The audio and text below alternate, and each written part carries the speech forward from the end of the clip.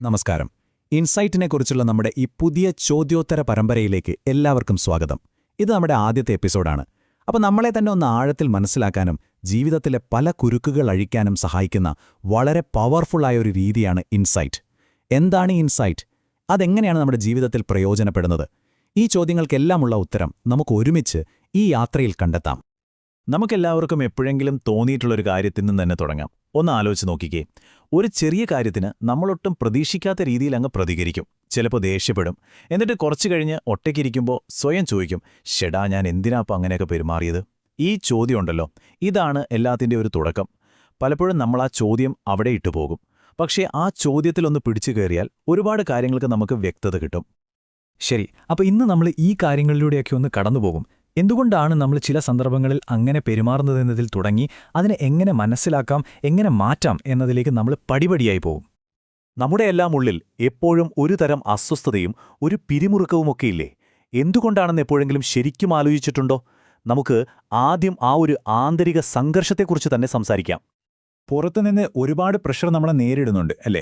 ജീവിതത്തിന്റെ ഭയങ്കരമായ വേഗത, എപ്പോഴും ആരുടെയെങ്കിലുമൊക്കെ ഒപ്പം ഓടിയെത്താനുള്ള മത്സരം, സോഷ്യൽ മീഡിയ ഉണ്ടാക്കുന്ന ഒരുതരം സമ്മർദ്ദം, പിന്നെ സാമ്പത്തികമായ ടെൻഷനുകൾ, ഇവയൊന്നും പുറത്തു മാത്രം നിൽക്കുന്നില്ല. ഇതെല്ലാം നമ്മുടെ ഉള്ളിൽ ദേഷ്യമായും പേടിയായും ചിലപ്പോൾ കുറ്റബോധമായുമൊക്കെ രൂപം മാറും. അവിടെയാണ് ആ ഒരു സംഘർഷം തുടങ്ങുന്നത്. ശരി, അപ്പോൾ അടുത്തൊരു ചോദ്യം ഇതാണ്.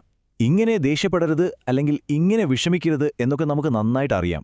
എന്നിട്ടും എന്തുകൊണ്ടാണ് നമ്മൾ വീണ്ടും വീണ്ടും അത് തന്നെ ചെയ്യുന്നത്? ആവർത്തിക്കുന്ന ഈ പെരുമാറ്റങ്ങൾക്ക് പിന്നിൽ ഒരു കാരണമുണ്ട്. നമുക്ക് ആ ഒളിഞ്ഞിരിക്കുന്ന കാരണം എന്താണെന്ന് നോക്കാം. അതിനുള്ള ഉത്തരമാണ് മെന്റൽ കണ്ടീഷനിങ്. പേരുകേട്ട് പേടിക്കൊന്നും വേണ്ട, സംഭവം സിമ്പിളാണ്. നമ്മുടെ കമ്പ്യൂട്ടറിലോ ഫോണിലോ നമ്മളറിയാതെ ബാക്ക്ഗ്രൗണ്ടിൽ ഓടിക്കൊണ്ടിരിക്കുന്ന ഒരു സോഫ്റ്റ്വെയർ പോലെയാണിത്. നമ്മുടെ പഴയ അനുഭവങ്ങൾ, ശീലങ്ങൾ, നമ്മൾ കേട്ട കാര്യങ്ങൾ, ഇതൊക്കെ ചേർന്ന് നമ്മുടെ മനസ്സിൽ ചില ഓട്ടോമാറ്റിക് വഴികൾ ഉണ്ടാക്കി വെച്ചിട്ടുണ്ട്. അതാണ് ഈ കണ്ടീഷനിങ്. ഇതൊരു ലൂപ്പ് പോലെയാണ് പ്രവർത്തിക്കുന്നത്. ഞാൻ സിമ്പിളായിട്ട് പറഞ്ഞുതരാം. ആദ്യം ഒരു സാഹചര്യം അല്ലെങ്കിൽ ഒരു ട്രിഗർ ഉണ്ടാകുന്നു. ഉദാഹരണത്തിന്, ആരെങ്കിലും നമ്മളെ വിമർശിക്കുന്നു എന്ന് വെക്കുക. ഉടൻ തന്നെ നമ്മുടെ ഉള്ളിൽ ആ പഴയ പ്രോഗ്രാം ഓണാകും. പിന്നെ നമ്മളൊന്നും ആലോചിക്കില്ല, ആ പ്രോഗ്രാം പറയുന്ന പോലെ അങ്ങ് പ്രതികരിക്കും. ഒരുപക്ഷെ അപ്പോൾ തന്നെ ദേഷ്യപ്പെടും.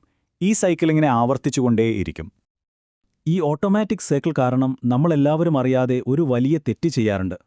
പക്ഷെ ആ തെറ്റ് മനസ്സിലാക്കുന്നിടത്താണ് നമ്മൾ ആരാണെന്നതിനെക്കുറിച്ചുള്ള ഏറ്റവും വലിയൊരു തിരിച്ചറിവ് ഒളിഞ്ഞിരിക്കുന്നത്. ഈ സ്ലൈഡിലെ ആശയം വളരെ പ്രധാനപ്പെട്ടതാണ്. ഇതൊന്ന് ശ്രദ്ധിച്ചു കേൾക്കണം. അതായത്, നിങ്ങളുടെ തലയിൽ വരുന്ന ചിന്തകളോ, നിങ്ങൾക്ക് തോന്നുന്ന ദേഷ്യമോ സങ്കടമോ പോലുള്ള വികാരങ്ങളോ അല്ല നിങ്ങൾ. അവ നിങ്ങളുടെ ഉള്ളിലൂടെ കടന്നുപോകുന്ന മേഘങ്ങൾ പോലെയാണ്. നിങ്ങൾ ആകാശവും. ആ മേഘങ്ങളെ, അവ വരുന്നതും പോകുന്നതും വെറുതെ നിരീക്ഷിക്കാൻ കഴിവുള്ള ആ ശാന്തമായ ഒരിടമാണ് യഥാർത്ഥത്തിൽ നിങ്ങൾ. ഈ വ്യത്യാസം ഒന്ന് നോക്കിക്കേ. ഒന്നുകിൽ നമുക്ക് നമ്മുടെ ആ ഓട്ടോമാറ്റിക് പ്രോഗ്രാമിൻ്റെ കൂടെ ചേർന്ന് ഞാൻ ദേഷ്യത്തിലാണ് എന്ന് പറയാം. അല്ലെങ്കിൽ അതിൽ നിന്ന് ഒരു പടി മാറി നിന്ന് എൻ്റെ ഉള്ളിൽ ദേഷ്യമെന്ന വികാരം വരുന്നത് ഞാൻ കാണുന്നു എന്ന് ഒരു സാക്ഷിയെപ്പോലെ നിരീക്ഷിക്കാം. ഈ മാറ്റം വളരെ വലുതാണ്. നിങ്ങൾ ആ വികാരമല്ല, അതിനെ കാണുന്ന ആ അവബോധമാണ് എന്ന തിരിച്ചറിവാണത്.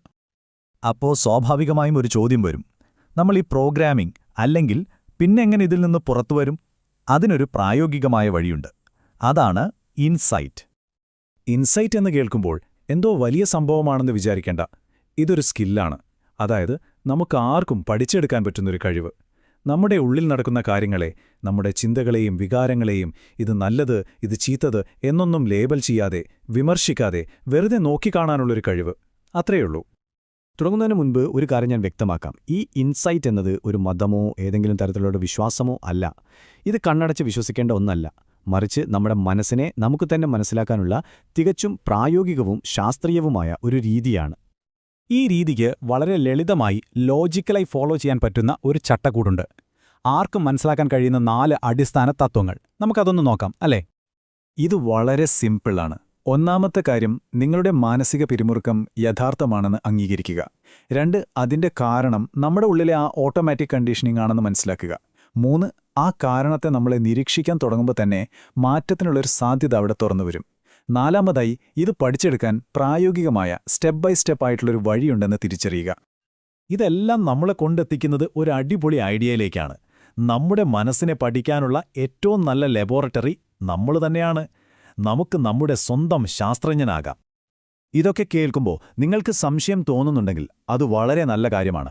കാരണം ഇത് മറ്റൊരാൾ പറയുന്നത് കേട്ട് കണ്ണടച്ച് വിശ്വസിക്കേണ്ട ഒരു കാര്യമല്ല.